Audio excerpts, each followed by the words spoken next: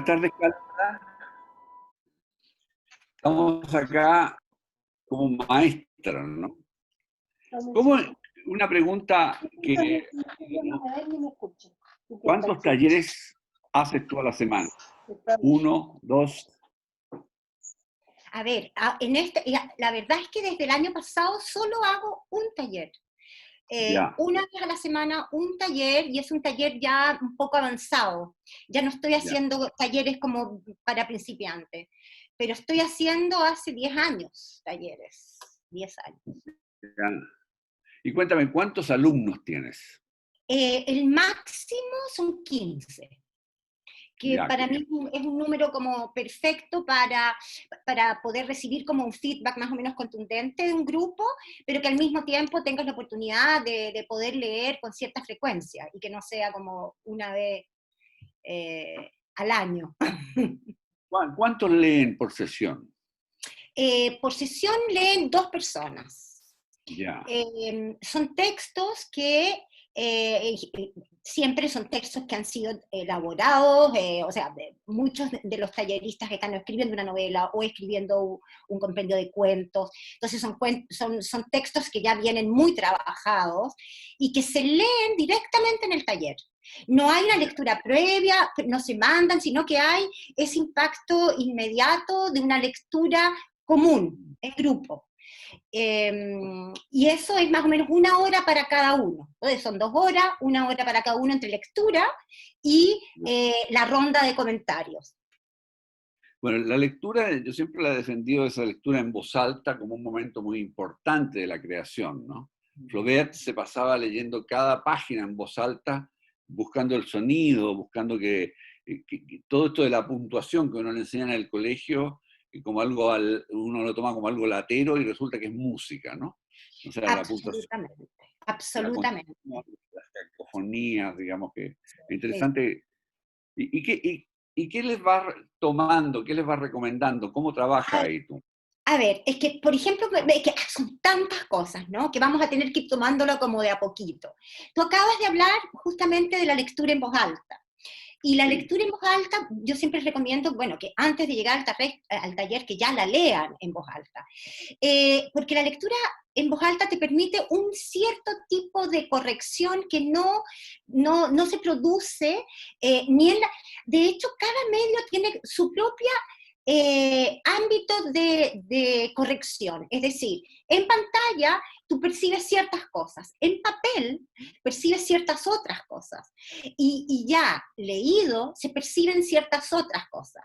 Entonces, mientras más instancias posibles de poder enfrentar el texto que uno está escribiendo, mirándolo desde diferentes rincones, la corrección se hace más rica. Ahora, después la corrección es un tema gigante, digamos, gigante, que parte de ella es la lectura en voz alta. Pero obviamente que ese es un proceso, porque son temas que hemos conversado, que sé cuándo empezar a corregir, y la verdad es que la corrección es un proceso. Yo, por ejemplo, generalmente mis novelas, que me demoro 3, 4 años en escribirlas, desde que empiezo hasta que la publico, más o menos es un tercio de escritura y 2 tercios de corrección, ¿ya? Porque la corrección tiene no solamente la cacofonía, no es simplemente la sonoridad, sino que son miles de repente, o sea, la corrección, por ejemplo, es el desarrollo coherente de un personaje. La corrección es la proyección dramática, la corrección es la coherencia entre un capítulo y otro. O sea, son 1000 detalles, porque antes de eso hay otra fase, que es la fase de la escritura. Y que yo siempre digo, son como dos seres, ¿no? Son dos animales, tú que eres psiquiatra, Freud, ¿no? Son 2 animales completamente diferentes. Una, que es este pulso creativo, y otra es el corrector. Y que no pueden convivir, porque tienen personalidades opuestas, ¿no? Hay uno que es libre, que es dinámico, que es rebelde, que es rupturista, ¿no? Que está conectado con ciertas cosas que no tienen coherencia. Y hay otro yo, que tiene las características opuestas, y que necesita estructurar, o necesita tener sentido, necesita construir, es un gran constructor, ¿no? Entonces, bueno, me volé con la corrección. Yo siento que hay algo muy importante cuando tú hablas de estas dos partes, ¿no? Uno lo ve en el momento de la creación, que a veces necesita uno que salga la parte loca, ¿no? Por así llamarla, ¿no? La parte rupturista. Necesita que salga sin preocuparse tempranamente del estilo, como lo llaman, la corrección de estilo, de las comas o la gramática, sino que mostrando un mundo y proponiendo esto que tú dices, ¿no? El tema de la construcción de personajes, por ejemplo, que es algo que sería interesante ver cómo sugiere que lo armen, y ver también que vaya surgiendo una especie de cosmos, ¿no? Un espacio, unas imágenes personales. Porque la experiencia que yo tengo de talleres es que empiezan a sufrir los alumnos preocupados de si armaron bien la frase de acuerdo al profesor de castellano, ¿no? Del colegio, ¿no? Y no dejando que aparezca un mundo personal. No sé cómo maneja eso. Bueno, eso es algo muy, muy, muy delicado, y que yo creo que ahí hay gran parte del talento de un tallerista o no, digamos, ese equilibrio entre esa libertad del escritor que está trabajando contigo, porque yo a mis talleristas los llamo escritores, porque están escribiendo, uno es escritor en la medida que escribe, y la estructura. Y aquí yo quería, porque hay una anécdota que a mí me gusta mucho, y que siento que está como en la base de una creencia importante que yo comunico en el taller, y que es un poco contradictoria con el taller, pero al mismo tiempo es complementaria, y que es la siguiente.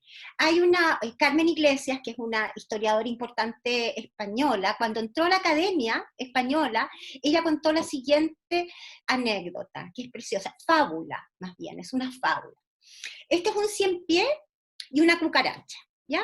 Entonces la cucaracha va y le pregunta al ciempié, una cucaracha bien malintencionada, ¿no? Y le pregunta al ciempié, ciempié, qué lindo cómo te mueves. ¿Tú me podrías decir cómo lo haces?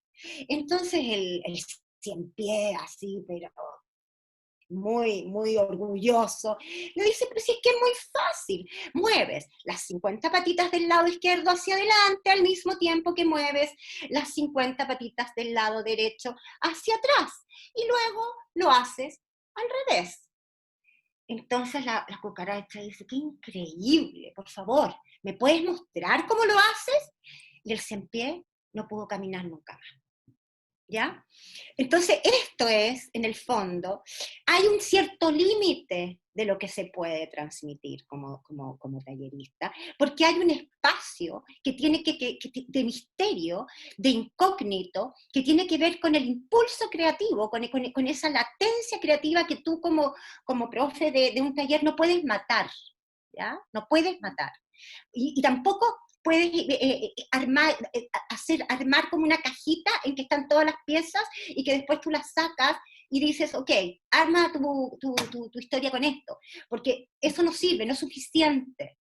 Yo siempre digo, efectivamente yo tengo una cajita en que tengo todos estos elementos, el punto de vista, la construcción de personaje, el sentido del lugar, la coherencia narrativa, la corrección, todo esto, pero lo más importante es ese espacio no conocido, ese espacio misterioso que el tallerista tiene que traer consigo a la escritura.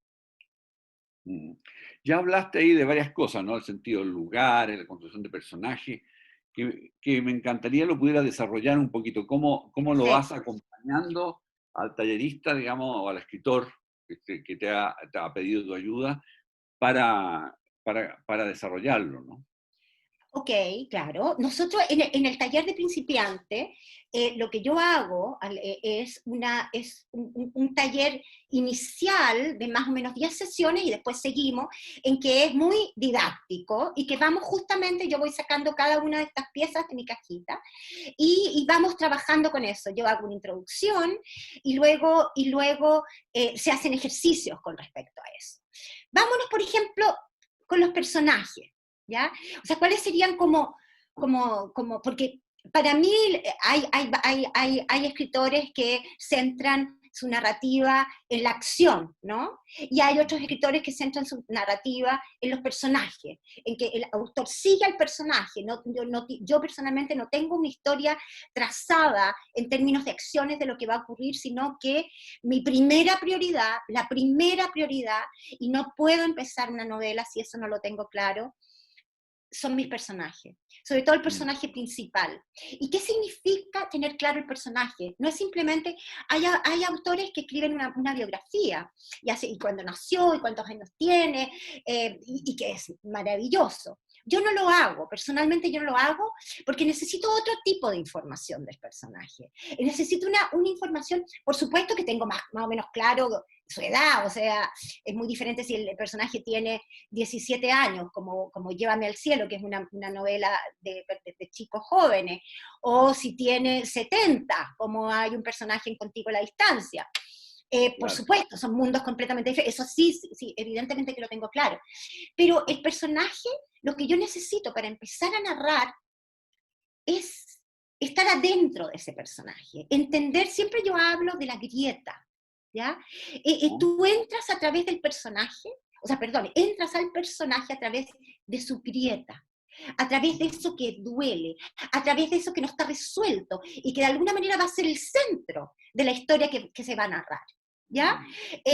No es, bueno, como dice Tolstoy, ¿no? Todas las familias felices son iguales, y en el sentido que es la particularidad humana, de alguna manera se hace evidente a través de nuestras grietas. Y si podemos pensar, por ejemplo, pensemos todos juntos esto, esas personas con quienes uno tiene esas conversaciones así ricas, vas a una comida y de repente te encuentras con alguien y tienes una conversación en que sientes que algo significativo ha ocurrido, es cuando entras en la grieta del otro, o cuando dejas que el otro entre en tu grieta. O sea, si uno se pone a hablar, no, me da increíble, todo fantástico, y bueno, y uno se queda como en esa superficie de felicidad costra, ¿no? Que oscurece lo que hay debajo. No ocurre nada, no ocurre ese roce luminoso de la relación humana con el otro. Pasa exactamente lo mismo con un personaje. Un personaje, cuando estamos leyendo que nos encandila, es porque hemos podido entrar en esa grieta. Entonces, lo primero con lo cual yo me tengo que conectar es esa grieta con el personaje. Y eso puede ser un proceso bastante largo, de meses, ¿ya? En que voy como pescando. Hay una imagen muy también linda, que a mí me gusta mucho, que la dice Virginia Woolf con respecto a la construcción de los personajes, de que los personajes pasan frente a ella, ¿no? Y que de repente hay uno que le llama la atención y sale corriendo detrás de ese personaje y agarra girones lo que puede, y con eso empieza a reconstituir algo, ¿ya? Eso también es parte como del proceso. De repente pueden ser varias personas que constituyen finalmente este personaje, son jirones de varias personas que van constituyendo un personaje, pero hasta que no entras muy profundamente en su grieta, yo no tengo el personaje. Así que eso es lo primero, para mí eso es lo primero, conocer ese personaje. ¿Por qué? Porque el personaje se revela, y esto ya es técnica, lo que les voy a decir ahora. El personaje, y que tiene mucho que ver con el mostrar y no decir, ¿no? De James. El personaje se revela en sus acciones, ¿ya? Tú no puedes decir en tu narración, él era un hombre muy bondadoso. Por varias razones. Uno, porque es fome, porque es feo, ¿ya? Estéticamente me parece, o sea, es alguien, si tú como narrador te pones por sobre y dictaminas cómo es un personaje, no está de personaje. Entonces, hay una cierta libertad que tú le tienes que dejar al lector, pero además el personaje se va viendo en la medida que va interactuando con otros personajes y en la forma que va reaccionando a las situaciones que se van produciendo. Por eso es que tiene mucho que ver con el mostrar y no decir. Tú muestras a tu personaje, tú no dices cómo es el personaje. Tú puedes tener un personaje, por ejemplo, increíblemente bondadoso, pero tú no dices que es bondadoso, sino que lo muestras en una circunstancia en la cual tampoco por supuesto, tampoco se trata de crear situaciones maniqueístas, pero lo pones en un lugar en el cual esa característica de ese personaje pueda aflorar, pueda verse, ojalá de las maneras más sutiles, porque entonces es más rica la literatura, más rica la introspección que tú estás haciendo de tus personajes. Pero es en esa interacción con los otros, con su medio, que tú muestras a tu personaje. Otra forma de mostrar el personaje es su conciencia, ¿no es cierto? Que ya sea que estemos escribiendo en una primera persona, por ejemplo, tu personaje entra en una sala de espera de un dentista, ¿ok? Y tu personaje es terriblemente ansioso, ¿ya? Y asustado. Entonces el personaje ese, lo más probable es que mire el suelo y vea ciertas cosas en el suelo, que está un poco sucio, por ejemplo, como voy al dentista y el suelo está sucio. Ve otra y una señora que huele, y empieza a observar ese personaje, todo aquello que le es, que lo agrede, ¿no? Y que de alguna manera exacerba su propia ansiedad. Pero si ahí entra un personaje súper relajado, que además tiene una reunión después y entra hablando por teléfono, y además que hay unas flores, unas astromerias preciosas en el rincón amarilla, y piensa que qué buena onda que el dentista tenga. Tú ya estás mostrando tu personaje a través de lo que observa. O sea, el punto de vista del personaje, ¿qué es lo que ve ese mismo lugar? Una consulta. Puedes mirar esto o puedes mirar lo otro. Y así es como de alguna manera vas develando a tu personaje, a través de lo que ve, a través de lo que siente, a través de lo que piensa, a través de lo que percibe. Tú revelas la personalidad de tu personaje. Esa es otra manera de mostrar tu personaje. Después, ya sea en primera y en tercera persona también, porque en tercera persona es a través siempre del punto de vista de un personaje. Ese es un gran tema, el del punto de vista, pero no lo vamos a poder tratar aquí porque son horas y horas. Pero el punto de vista, de dónde estás mirando el mundo, y siempre se mira a través de un personaje. Y la otra forma en la cual tú revelas a tu personaje es a través de sus diálogos, a través de lo que dice, ¿no? A través de cómo expresa lo que sea, digamos, desde, puede ser lacónico, puede ser expansivo, puede ser un personaje tartamudeante, puede ser un personaje delirante, ¿no? De que le preguntan algo y responde algo nada que ver, digamos. O sea, la forma en la cual o se expresa, o se expresa de una manera muy docta, o se expresa de una manera muy libre, o se expresa de una manera muy moderna, o hay en el lenguaje, no solamente en la forma en que se expresa, pero también qué es lo que expresa que tú estás revelando a tu personaje. Y yo diría que la otra forma en que revelas a los personajes son cómo los ven los demás, ¿no es cierto? O cómo él ve a los demás. Por ejemplo, yo en mis novelas, perdón que me autorrefiera, pero quizás es más fácil, muchas veces, o sea, casi en todas, las novelas están contadas a través de varios personajes, ¿no? Hay un capítulo para un personaje, otro capítulo para otro personaje. Entonces, eso me permite que este personaje B hable del personaje A y que me dé también una mirada sobre este personaje que también habla, pero otra mirada, ¿me fijas? Esa es una de las razones por las cuales siempre tengo varios puntos de vista y varios personajes, porque necesito como dar cuenta de esta realidad caleidoscópica, ¿no? De la existencia humana.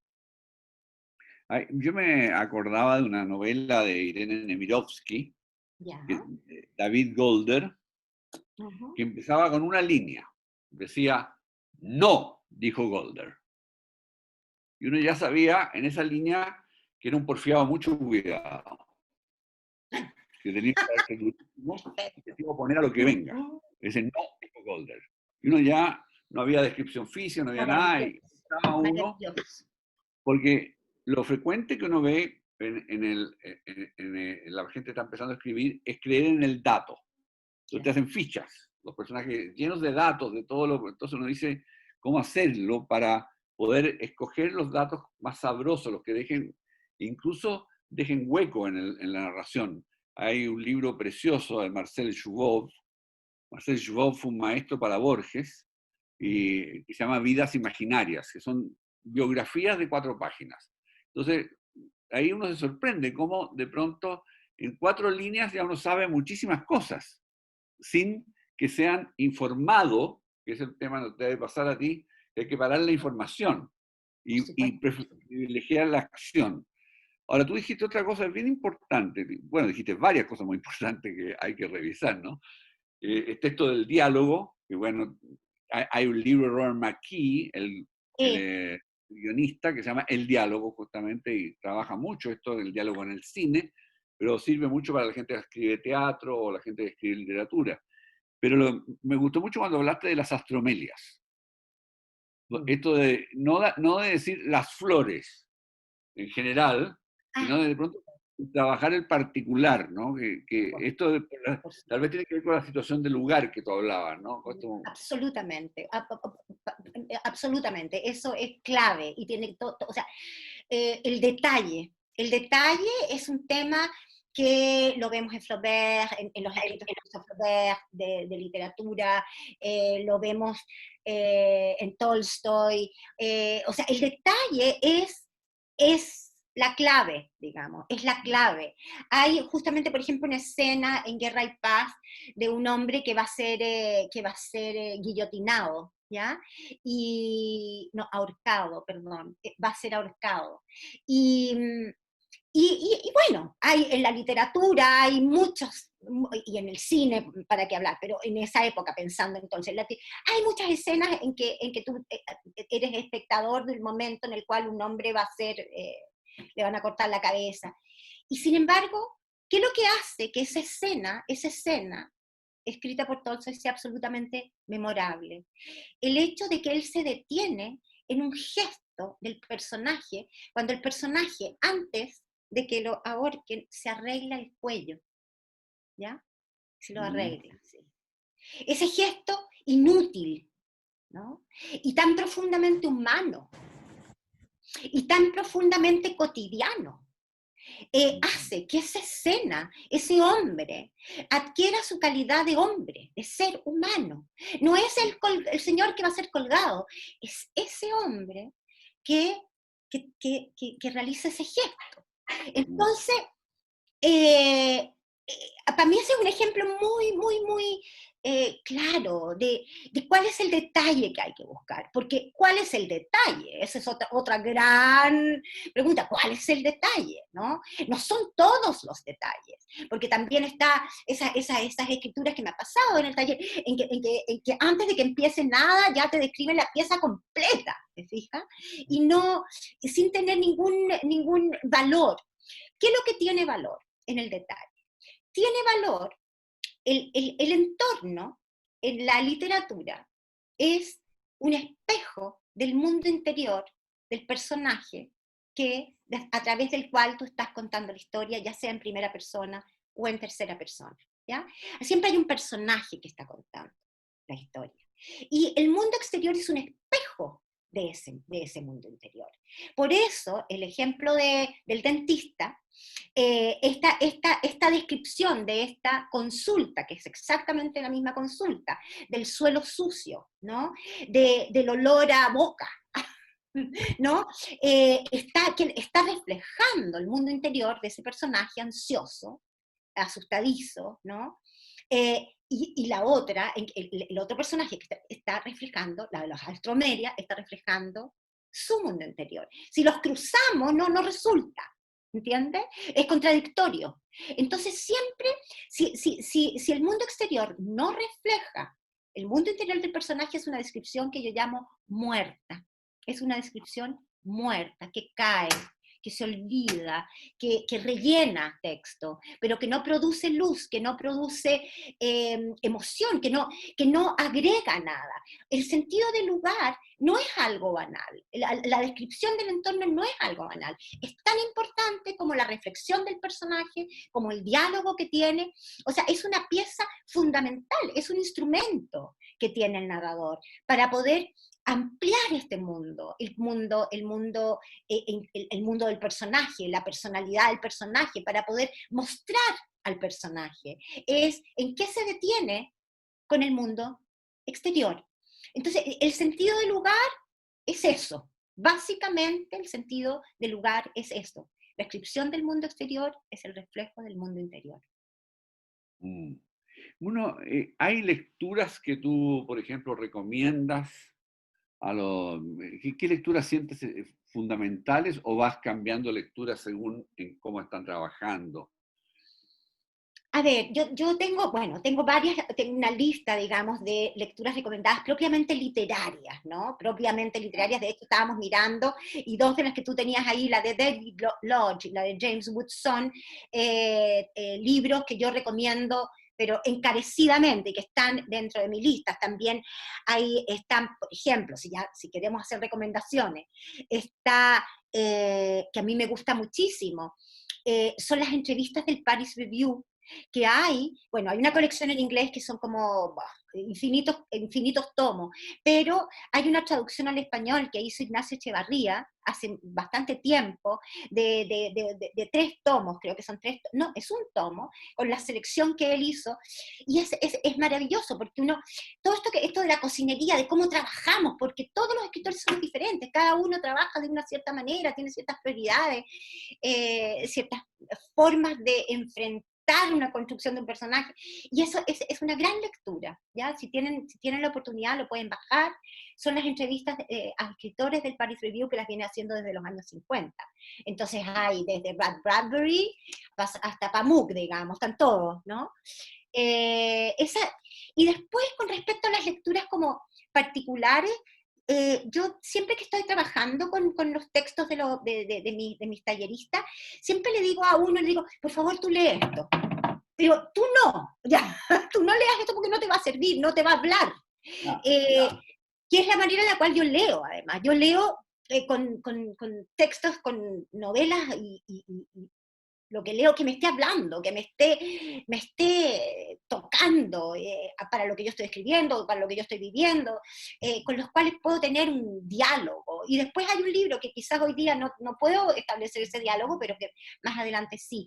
Y yo intento de buscar para mis alumnos novelas de las millones que tengo aquí, o de las eh, que se sumen a su escritura, que se sumen a su visión del mundo.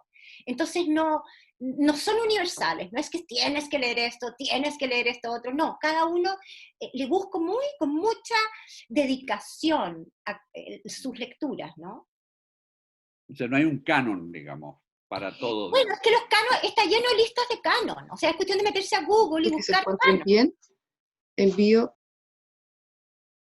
¿Me escuchan? Sí, sí, sí. Uno se mete en Google y dice, a ver, ¿cuáles son según los críticos del New York Times, cuáles son los 10 libros más importantes de la historia y la literatura? Y ahí están. Después están, ¿cuáles son los críticos del país? Y ahí van a estar.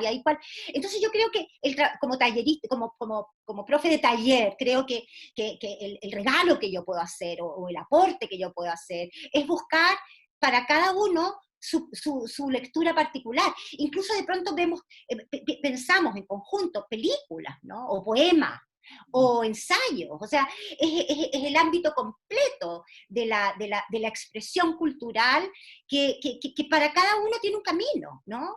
Y que hay que ir buscándolo, y yo como profe puedo ayudar a buscar ese camino. Ahora, tú estás trabajando una novela en este momento. No Sí. tienes por qué contarnos de qué se trata, pero es interesante a lo mejor que tú, con el ejemplo de cómo empezaste esta novela, de dónde vino, cómo lo vas trabajando, puedas ilustrar muchas de estas cosas a los Sí. asistentes.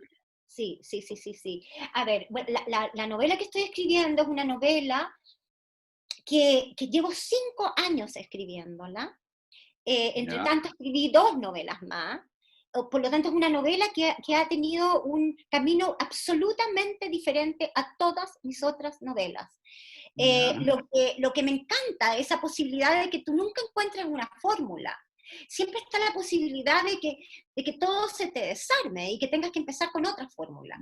Por eso es que yo siempre, ese ejemplo de Carmen Iglesias del Cien Pies, creo que es muy importante, en el sentido de que lo que uno pueda decir, no es un canon, porque yo misma me estoy rompiendo mis cánones.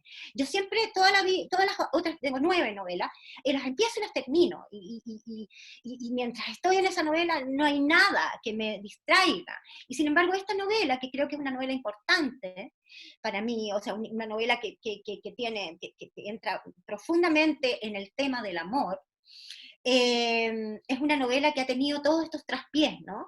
Y hice esta novela, a diferencia de las otras, hice mucha lectura, mucha lectura. Revisé novelas que había leído antes, novelas que nunca había leído, mucho Graham Greene, leí Swann, de Proust, teoría, psicoanálisis, a la Julia Kristeva, ¿no? Buscando como entender y de esto que es inatrapable, que es la naturaleza de la pasión amorosa. Y bueno, y ahí está la novela, ya está casi terminada. Justamente te contaba que se la leyó mi amigo querido Pablo Simonetti, que nos pasamos las novelas, y ayer tuve una larga sesión de conversación, porque otro tema que habíamos conversado antes, Marco Antonio, lo importante que es tener un feedback. O sea, para mí es súper importante tener feedback, y escojo en ese sentido a muy pocos lectores, generalmente son dos lectores, con los cuales puedo tener una conversación crudísima y con respecto a lo que estoy escribiendo. Pero también tú vienes del mundo de 2 mundos bien especiales, vienes del mundo de la ciencia y del mundo del diseño, y en cierto momento de tu vida decidiste dar un salto hacia la literatura, pero conservas estas cosas del diseño. En la novela juvenil tú usaste eso, y tienes por ahí unos cuadernos que a lo mejor es interesante que muestres sin revelar. Te mostré, a ver, espérate. Sí, bueno. Que son... Cada novela tiene un cuaderno, ¿ya? Cada novela tiene un cuaderno. Esta es la novela de Contigo en la distancia, que es precioso, porque, mira, tiene todo eso. Pero este no tiene dibujo. No, este no tiene dibujo. Esta tiene dibujo. Este es el de ahora. Es la novela que estoy escribiendo ahora. Y es quizás porque es del amor, que tiene cosas como medias ciúticas. Y tiene también estos collages, sí, muy que es una obra que estoy trabajando y que va a ser una obra grande y que quizás vaya después con el texto. Bueno, y aquí empieza así, cada cuaderno, cada novela tiene como este mundo, que es como una caja donde van a caer como las ideas, ¿no? Donde aquí pienso en estos cuadernos. Y ando siempre con el cuaderno de la novela, porque todo de alguna manera me está hablando, cuando estoy conectada, todo me habla, tú trabajas es así. Primero a mano, ¿no? Cuaderno... No. ¿Cómo No, vas tomando esto es nota? simultáneo a la escritura. Esto es simultáneo. Ya. Esto es simultáneo a la escritura del texto en el computador. Por ejemplo, a ver, les puedo poner un ejemplo aquí. Por ejemplo, pongo primera parte, que tiene que unirse a la segunda parte con eso, que tiene la cuarta parte, o sea, hago como pequeños esquemas. O, por ejemplo, aquí tengo una pregunta que después yo la borré porque no me servía, ver dónde puedo poner más el desarrollo de la relación con su hija, por ejemplo. Cosas que yo, o pregunta, ¿para qué? Me pregunto, ¿para qué este personaje hace? Son preguntas que yo me voy haciendo. A veces le encuentro resolución, a veces no. Es como un diálogo conmigo misma con respecto a la novela. Aquí hablo, voy hablándome. ¿Y haces esquemas de argumentos? Yo no hago esquemas. Todas las novelas que he escrito, de hecho, están exactamente en el mismo orden en el cual las escribí. a excepción de algunos capítulos que se mueven un poco, pero hay algo que va surgiendo. Yo esto me acuerdo cuando recién empecé a escribir, sentí algo muy profundo y que todavía lo siento, que es que la escritura de una novela es como la vida, en el sentido de que una vez que las cosas ocurren, no ocurren. Hay una novela mía que es el de un niño, y que tiene un final muy trágico, y yo me acuerdo perfecto, me acuerdo perfecto el día que estaba escribiendo eso. Yo no sabía que lo iba a escribir, no sabía, porque hay momentos en los cuales que son como los más álgidos, en que uno tiene que estar ahí con el personaje para ver. Y este chico, estoy con él escribiendo y hace algo que es horrible, ¿no? Que atenta contra su vida. Y lo sigo escribiendo y digo, no, no, no, no, no, no, no, yo misma se me caían las lágrimas y dije, no, no importa, lo cerré el computador y dije, mañana lo cambio. Si total es mío, yo es mi personaje, yo hago lo que quiero con este personaje. Y cuando volví al día siguiente al texto, sabía que no podía cambiarlo porque había ocurrido, ya había ocurrido, ya era un hecho. En ese sentido es que la escritura es como la vida, en el sentido de que si tú ayer le tiraste una pachota a alguien, heriste a alguien, mañana esa herida sigue ahí, puedes pedir perdón, pero lo que dijiste lo dijiste, ¿no? Está. Entonces, y de esa forma escribo. De alguna manera es como una responsabilidad que tiene atemorizante, en el sentido de que lo que estoy escribiendo es lo que está ocurriendo. Y eso implica una concentración gigantesca, o sea, estar ahí en el texto, cuando estás, como digo yo, cuando estás construyendo, cuando estás rompiendo muros, tienes que estar ahí, porque rompiste el muro y lo rompiste, no es cuestión de llegar y pescar los ladrillos y armarlo de nuevo, ya lo hiciste. Y después, bueno, por eso para mí eso no es parte de la corrección, por ejemplo. Yo no le voy a corregir, si una persona hizo algo que yo no estoy de acuerdo, yo no se la voy a corregir, porque lo hizo. No hay moralidad. Sí, hay un respeto además por el escritor, ¿no? Por el tallerista, por su mundo propio y su manera de ver. Mira, Sí. otra pregunta, hay algunos chats preguntan por libros que hemos citado, por ejemplo, el Terry Lodge, El arte de la ficción, o este que a mí me gusta más, no sé a ti, Los mecanismos de la ficción, de James Wood. Sí, pero cuando uno lee estos dos libros, hay tanta cita anglosajona, ¿no? Sí, Y traducida encima. Entonces, en habla hispana, ¿qué recomendación habría? ¿Qué pueden manejar, mira, digamos? hay mucho, pero yo la verdad es que hay un libro que yo siempre lo recomiendo mucho en mis talleres, y que no es de técnica literaria, pero que sin embargo me aprende muchísimo, que se llama La loca de la casa, que es de la Rosa Montero, y que es una novela que ella va develando la forma en que la va construyendo, en que construye esta. Entonces ella misma se hace preguntas, bueno, ¿y si este personaje es esto? ¿Y si este? Entonces la novela tiene varias, como varios caminos. Y yo siento que es como entrar dentro del escritorio del escritor y ver cómo produce sus vistos en otro. Así que ese libro lo recomiendo, es de Alfaguara, y yo creo que se puede encontrar en las librerías, En Buscalibros. o en Buscalibros, exactamente. En Buscalibros. Sí. Mira, hemos revisado bastantes cosas, digamos, tal vez hay preguntas de la gente, y de todas maneras me quedaba dando vueltas, digamos, esto del computador, que no es menor, ¿no? Javier Marías, el gran escritor español, uno de mis favoritos de la literatura contemporánea en habla hispana, él trabaja con una máquina de escribir, saca el papel, corrige con un lápiz a mina en el papel y copia después de nuevo en máquina de escribir la versión que ha hecho, y no llega al computador sino muy tardíamente. Esto va a parecer a lo mejor tonto, pero es bien distinto los que imprimen o los que corrigen en pantalla.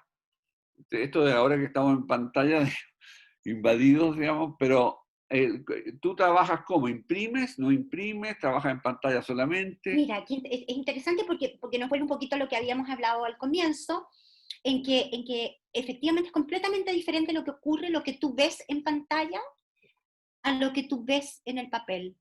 Es como si fueran otros mundos, o sea, yo realmente veo otras cosas, otras cosas. Ahora, lo que hago para no, porque me dan unas ganas de estar imprimiendo todo el tiempo, ¿no? Sí, Es claro. como, además que hay una cierta materialidad, Mm, esta abstracción de la luz, de la pantalla, es casi como que no existe tú.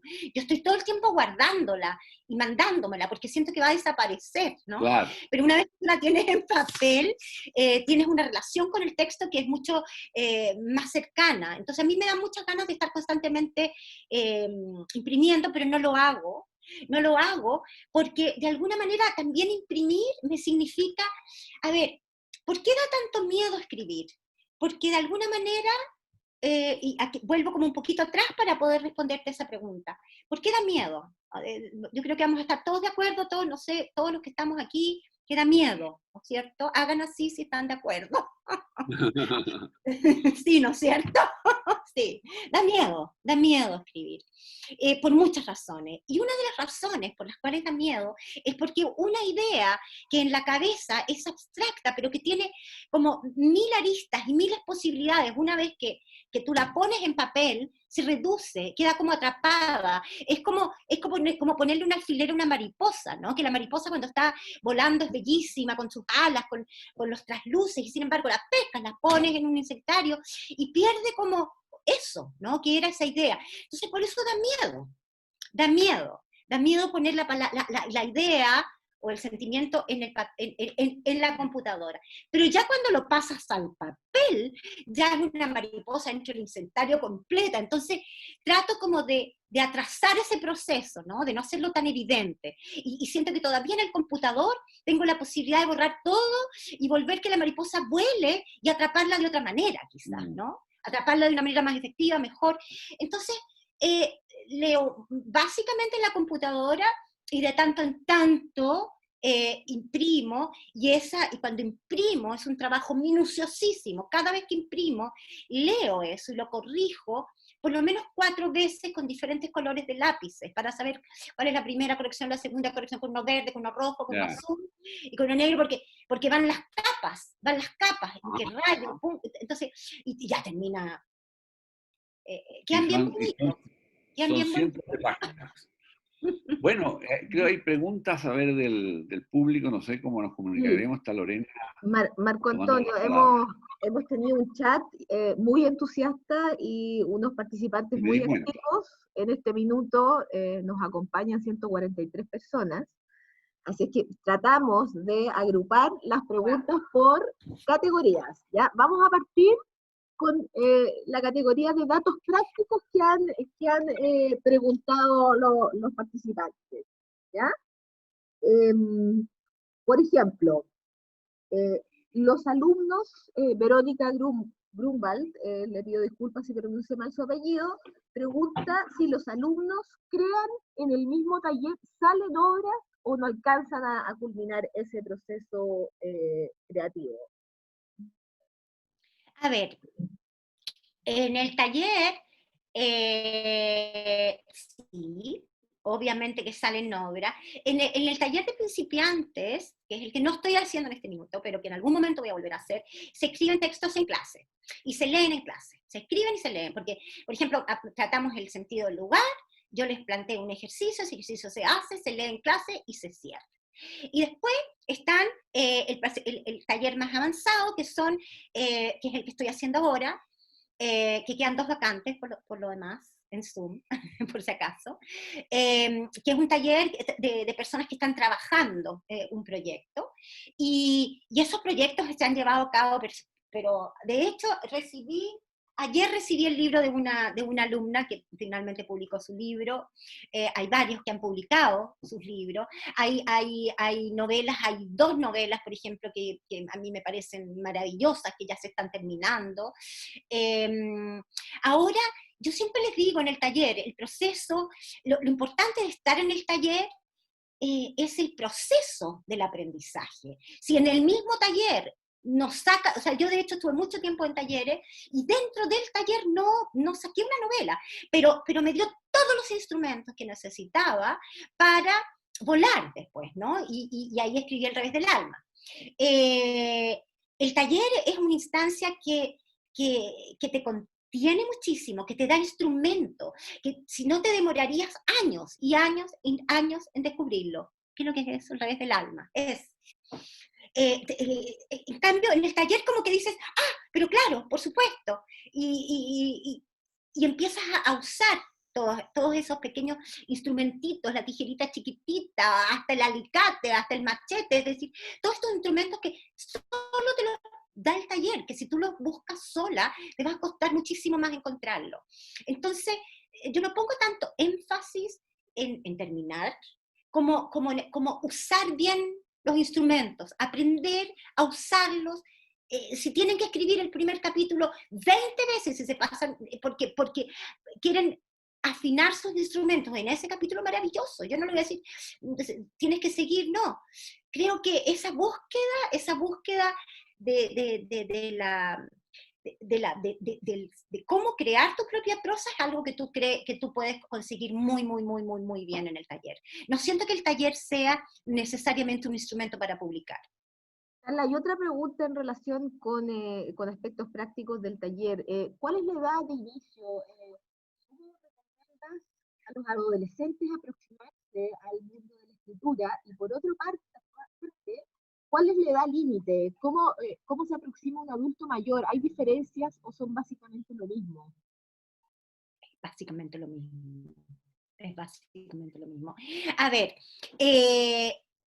yo he hecho talleres para niños, y que es muy lindo. Además, no solamente que en Chile, en México, en Colombia, en Uruguay, o sea, talleres muy cortos en que los niños se meten en un mundo, y ha sido una experiencia muy bonita, pero es algo muy diferente al taller de adultos que yo hago, pero no por un problema de censura, sino que por un problema de que hay un nivel de abstracción y hay un nivel de conocimiento. O sea, uno, por ejemplo, es una pregunta que quizás alguien diga, ¿qué es lo que se necesita, por ejemplo, para meterse a mi taller? Hay otros que tienen, pero yo tengo un cuestionario que envío, o sea, hay alguien que postula el taller, yo envío un mínimo cuestionario, no es una cosa muy personal, y parte importante es cuáles son sus lecturas, ¿no? Porque tiene que haber un bagaje de lectura. El escritor es ante todo un lector. Me acuerdo, antes de que yo hiciera esto, me entró una tallerista que me decía, no, yo no leo porque no me quiero influenciar, ¿ya? Entonces, no, o sea, es que es primero leer y luego escribir. Entonces las lecturas son muy importantes, y por eso es que en este taller alguien muy joven, de 15 años, 16 años, lo más probable es que no tenga el bagaje cultural para poder abarcar todo lo que implica estar en el taller. Y límite hacia arriba no hay, por supuesto que no hay. He tenido talleristas de 80 y tantos años. Ahora seguimos con las preguntas relacionadas con el desarrollo, digamos, de las obras. Marisol Espinosa, que es escritora, está por ahí, nos acompaña.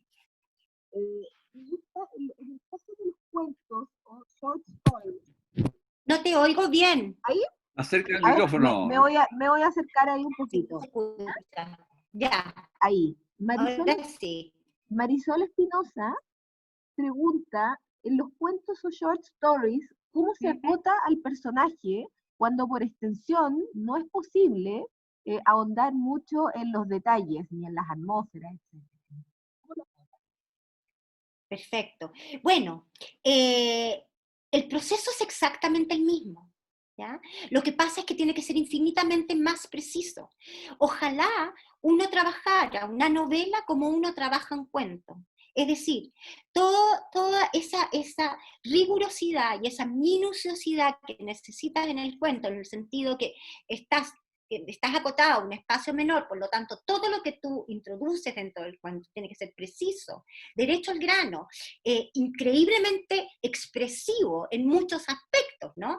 Y puedes lograr cosas maravillosas. Y esa rigurosidad ojalá uno lo usara, no por el hecho de tener la posibilidad de escribir 120 páginas, vas a describir durante 4 páginas algo que no es sustancial a la novela, ¿no? Por lo tanto, el ejercicio de la rigurosidad y de la precisión es el mismo, Lo que pasa es que tienes que ser, para la extensión corta, tienes que ser aún más riguroso. ¿Lorena? Lorena. ¿Hay más preguntas? Sí, hay una última pregunta que perdí un minuto la señal. Voy a agrupar estas 2 preguntas que se relacionan con el final de las novelas. ¿Cuándo encuentras el final de las el novelas? arte del desenlace. Claro, y por El otra arte parte, del desenlace, el arte del desenlace. y por otro lado, ¿cómo enfrentas el proceso entre una novela y otra? ¿Cuánto te demoras para deshacerte de los temas, de los personajes? Ok. Vámonos primero a la primera pregunta, del desenlace. Mira, el desenlace es algo bastante misterioso. Como por ejemplo, ese que yo les contaba del Resto Silencio, que de pronto me encuentro frente a una situación que no tenía en absoluto prevista y que detona el desenlace del Resto Silencio. Una situación que ocurre y que detona completamente, cambia el rumbo del desenlace. De hecho, es tan impresionante y tan fuerte que yo nunca he podido leer de vuelta esa escena. Ni siquiera la corregí mucho. Siguió, como para explicarte el pulso inconsciente de pronto de la escritura, el que explicaba al comienzo, ¿no? Con este ejemplo del 100 pies, es decir, ahí ocurrió algo inexplicable. Hay otras veces yo nunca sé cuál va a ser el final, porque nunca sé cómo se van a desarrollar las cosas. O sea, por ejemplo, tú tienes una relación, que es el caso de la novela que yo estoy terminando. Hay una relación. ¿Cómo se va a desarrollar esa relación? ¿Cuáles van a ser los diálogos que van a existir? ¿Cuáles van a ser los roces que van a tener? ¿Y qué es lo que va a surgir de todo eso? No lo sé, porque yo estoy viviendo con esos personajes. Voy en el camino con esos personajes y se van produciendo los conflictos. Y los personajes van respondiendo a sus fricciones, a sus conflictos, a sus esperanzas, por lo tanto, el desenlace se va como va creciendo, o sea, la novela va creciendo hacia un cierto lugar y de pronto te das cuenta que, bueno, llegaste a algún cierto lugar, una cierta como de meseta, y ahí se tiene que producir un desenlace. En el caso de esta, por ejemplo, de esta novela me costó mucho, y parte como de lo que me demoré es que no tenía nada más, voy a decir un garabato, más puta idea cómo terminarla. Después de haber desarrollado todo esto, de haberme inmerso en esta relación muy compleja, ¿cómo la terminaba, no? Y pasó mucho tiempo hasta que un día dije, esto es. Y terminó siendo un desenlace muy poco esperado, digamos. O sea, las 2 personas que han leído la novela dicen, pero wow, ¿cómo se te ocurrió este desenlace, no? Y que lo importante del desenlace, hay varias cosas, o sea, hay muchas formas de desenlace, pero a mí me gusta el desenlace que es totalmente coherente con todo lo que ha pasado anteriormente. Es decir, que es inusitado, que es sorpresivo, pero que al mismo tiempo no es que al final salió una pistola y mató una pistola que nunca había aparecido en toda la novela, la saca un personaje y mata al otro. Ese es un pésimo desenlace, ¿no? Si esa pistola está desde el comienzo, pero que tiene otra forma, tiene la pistola en el sentido de la posibilidad de la destrucción, ¿no? Metafórica, la pistola metafórica. Tú estaba, y tú te vuelves hacia atrás mirando como lector y dices, pero por supuesto, si esto estaba ahí, no lo había visto, estaba ahí, y era evidente que en algún minuto iba a tener que salir y iba a tener que producir algo. Ese es un buen desenlace, ¿no? Es un desenlace que tiene un elemento sorpresivo, pero que al mismo tiempo es completamente coherente con lo que tú has narrado. Y es difícil. Hay una Mira, última pregunta. pregunta. Sí, queda espacio para una última pregunta y vamos a preguntar, Carla aquí dice, eh, ¿cómo, cómo puedes tratar el antagonismo en los personajes en estas comparaciones burdas? No te escucho. ¿Aló? ¿Aló, ahí me escuchas? El micrófono, Lorena. ¿Ahí? ¿Ahí? Ahí sí. ¿Ahí sí? Ya. Sí, sí, ahí sí. Una baja de señal. Ahí. Sí, sí. Pregunta de Carla para Carla. ¿Ya? Ajá. ¿Cómo trabajas el antagonismo en los personajes para no caer en comparaciones muy burdas, ¿no? ¿Y qué haces para generar un balance en la calidad de los personajes cuando algunos te salen muy buenos y a lo mejor otros muy malos?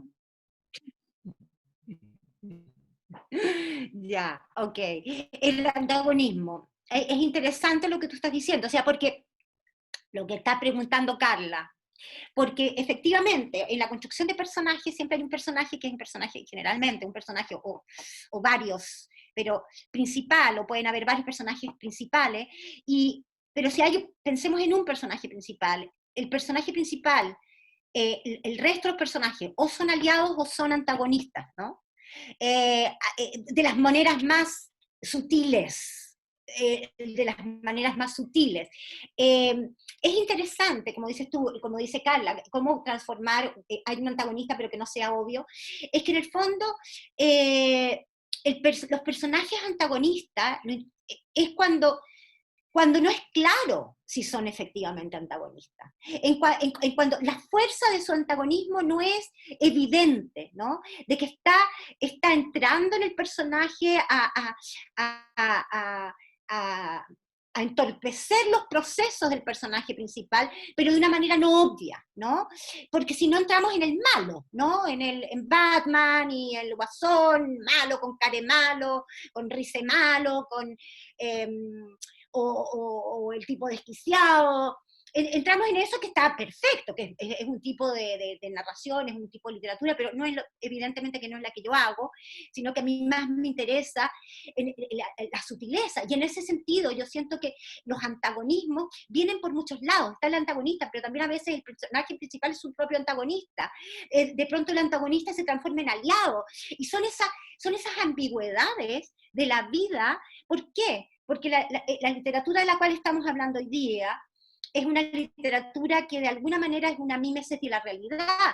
Y si tú piensas en la vida, nuestros enemigos, los que nosotros consideramos nuestros enemigos hoy día, puede que hayan sido nuestros aliados ayer, o al revés, o hay una cosa antigua en que de pronto te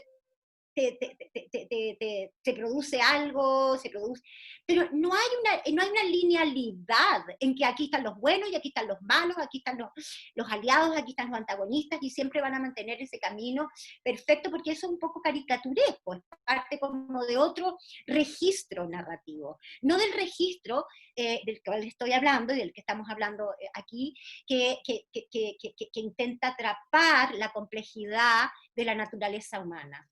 Y en esa complejidad, la forma de no caer en el antagonismo es dar cuenta de esa complejidad. Esa es la manera de no crear ni personajes, ni antagonistas que sean prototípicos, no sé, obvios. Claro. Exacto, Bueno, no sé si Lorena puede liberar los micrófonos para que podamos abrir el sonido y podamos darle un aplauso a Carla. ¿Es posible, Lorena? Es posible. A ver, quítale el silencio a todos. Ahí van a ir apareciendo. Ahí va. Bravo, bravo. Muchas gracias. Gracias. ¿Qué pasaste, Carla? Muchas gracias, Carla. Muy bueno, muy bueno. Muchas gracias. Excelente. Gracias. Gracias. Gracias, gracias. Gracias. ¿Marco Antonio? ¿Marco Antonio? ¿Estás por ahí? No, lo perdí. Se fue. Sí. Bueno, les recordamos a todos que el próximo martes tenemos a Pablo Simonetti a las 12. Así que estamos atentos a sus inscripciones para mandarles el nuevo link de acceso. Muchas gracias a todos por participar y que tengan una buena tarde. Cariño. Gracias. Gracias a ti, muy bueno.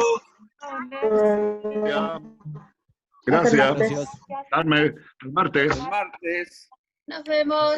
Martes. No te vayas, Lorena, no te vayas, Carla, se fue. Parece El resto que se sí. está yendo no, ya. ahí está la Que Carla. vaya bien. Ahí están saliendo las Vale. personas. Sí, Todavía déjala que se vaya.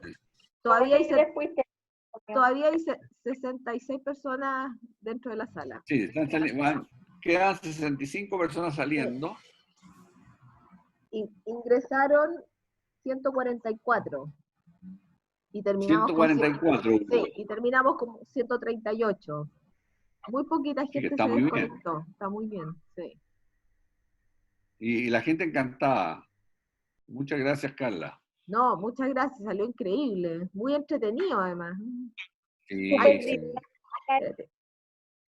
Súper didáctica ella, la primera sesión fue maravillosa para cultivarse, la segunda maravillosa para aprender distinto, fue fantástico. Así van a ir poquito a poco aprendiendo mucho en este seminario. Mucho. Ya van a ver. Qué maravilla. Gracias, Marta. Muchas gracias por tu generosidad, Carla. Estupenda, además muy expresiva, muy apasionada, contagias la pasión por la literatura. Te felicito, muy agradecido. Fantástico, tú también.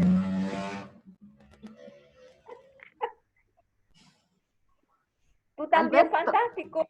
Alberto, Marta, los esperamos el próximo martes. De todas maneras, ya estaré. Una experiencia muy hermosa, muy Gracias, emocionante. Alberto. Ojalá después a uno, aunque le cobren, continuarlo, porque nos juntamos muchos en línea, puede ser muy enriquecedor, uno se evita el transporte y puede trabajar de su casa, mandar por mail, y puede ser maravilloso, como, como un retail literario.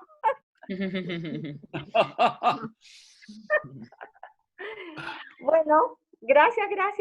Chao. Chao, Marta, que estés bien. Chao, gracias Marco Antonio. Sí, amigo, un abrazo. Un abrazo para ti, saludos.